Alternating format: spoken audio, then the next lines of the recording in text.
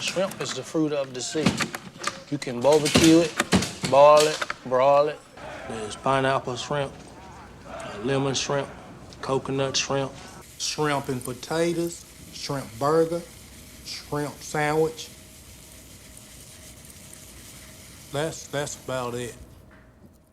Hey, what's up guys? Welcome back to Binging with Babish, where this week we are finally revisiting a hotly requested part 2 and ticking a few more boxes on Bubba's list of 21 styles of shrimp. I'd say I'm sorry little guy, but you're already dead. First up, we gotta pop the top on a bottle of Worcestershire sauce. We don't need this stupid flow regulating cap where we're going, because first up we're headed to the bayou for some New Orleans style barbecue shrimp, which calls for 1/2 of 1 cup of you-know-what sauce, the juice of 1 lemon, 2 or 3 medium cloves of garlic, and something happened that I didn't know was possible in my pepper grinder broke, so some mortar and pestled peppercorns. Then I'm not sure if this is traditional, but I saw Chef John do it and that's good enough for me. About 1 teaspoon of finely chopped rosemary, and I'll tell you what is traditional, a lot of butter. Some recipes call for like 3 sticks, but I think we'll be okay with 2, cut into about tablespoon-sized pieces. And lastly, about a tablespoon's worth of chopped fresh parsley. Now we're headed over to the stovetop to make our rice. You guys know how I like to do it. Wash it thoroughly and then add it to 1 1/2 times its volume in boiling water. Cover and bake at 350 degrees Fahrenheit for however long you normally boil it. Rinse from the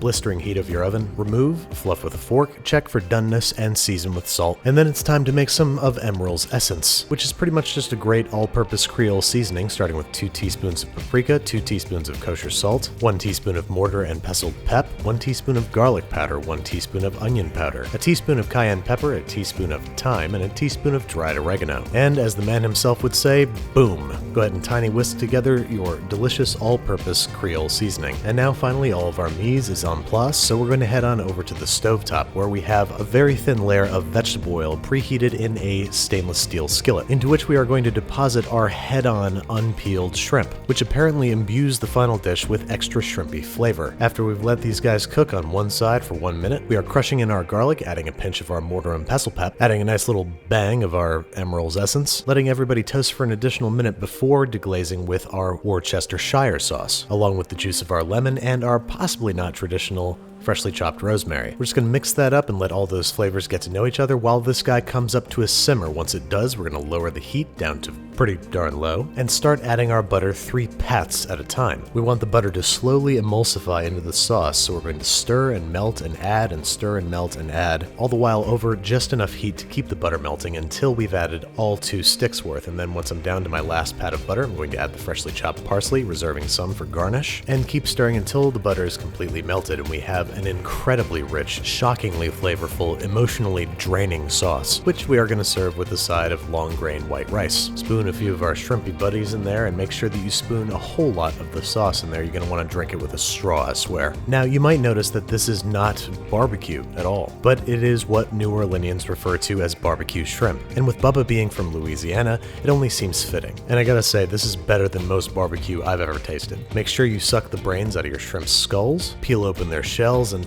I'm about to take this into the other room. This is going to start getting R-rated. Next up, I want to kill 2 birds with 1 stone with a pineapple shrimp stir fry. And as anyone who cares about stir fry will tell you, you gotta use leftover rice. So to simulate that, I'm going to refrigerate this rice uncovered for about 1 hour, during which time I'm going to peel and devein my shrimp. If you don't remember how to do that, just peel off the shells, place a shallow cut down the back of the shrimp, revealing its digestive tract, which can be easily removed using the back of your paring knife. Next up, I want to make sure that there's shrimp in every bite of this stir fry, so I'm going to take the tails off about half the shrimp and cut it into small bite-sized pieces. Then I'm going to halve a pineapple, place shallow cuts down the side of and remove its core, and then place small cuts up and down the sides of the pineapple's flesh and scoop it all out with a spoon. We're doing this because we want to maintain the pineapple as a bowl in which to serve our rice. Set the chopped up pineapple aside because it's time to walk and roll. Sorry, we're just toasting our cashews with a little bit of crushed red pepper flake. Just up their flavor a little bit, but that's going to soften them, so make sure you let them cool completely before you add them back to the stir fry. Next up, we are sauteing half a small white onion and half a red bell pepper, both chopped finely, until softened and translucent, then setting aside. Then we're going to re-oil our pan, keep it over medium-high heat, and add our whole shrimp in a single layer, cooking for about 45 seconds until nice and pink on one side, giving them a little toss, and then adding our shrimp pieces. is. Sauteing until all the shrimp is just barely cooked, about 3 to 4 minutes. Set aside with the peppers and onions, re-oil the pan one more time, and then it's time to crack in a whole egg. Let that sit for like, I don't know, 30 seconds until it just starts to set up, give it a little scramble, keeping it over medium-high heat until it's just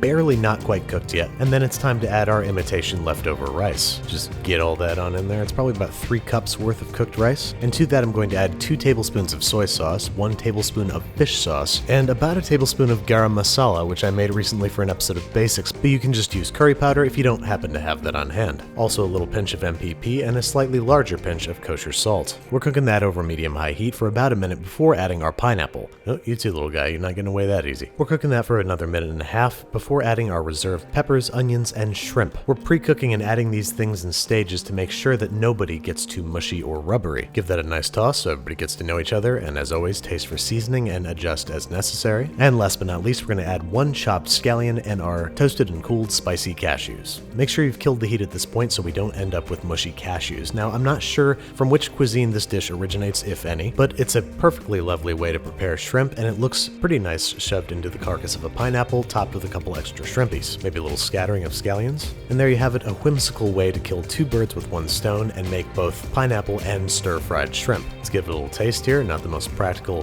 vehicle from which to eat, but as before, I'm going to take it into the other room and do terrible things to it. Last up is a southern specialty, the shrimp burger. Whoa, that looks pretty crazy. You see I sped that up, but my hand is moving with the resonancy of the something, like when a helicopter or a car tire, I don't know. Anyway, we're going to start by making a sort of remoulade out of 1/3 of a cup of mayonnaise, the aforementioned spookily chopped scallion, some freshly pestled pepper, about a teaspoon of our Creole seasoning, wham, the juice and zest of 1/2 of 1 lemon, and a few generous shakes, about a teaspoon's worth of Louisiana-style hot sauce. Go ahead and tiny whisk that all together before remembering that we forgot to add a generous teaspoon of whole grain mustard, and maybe a teaspoon of freshly chopped parsley, because why not? Continue tiny whisking, cover, and refrigerate until ready to use. Now onto the recipe for the actual shrimp burger. This comes from America's Test Kitchen. I'm going to start by processing a slice of sandwich bread into some fine, fresh breadcrumbs. Set those aside to make room in the food processor for 1 pound of peeled and deveined shrimp, which we are going to pulse together precisely 1, 2, 3,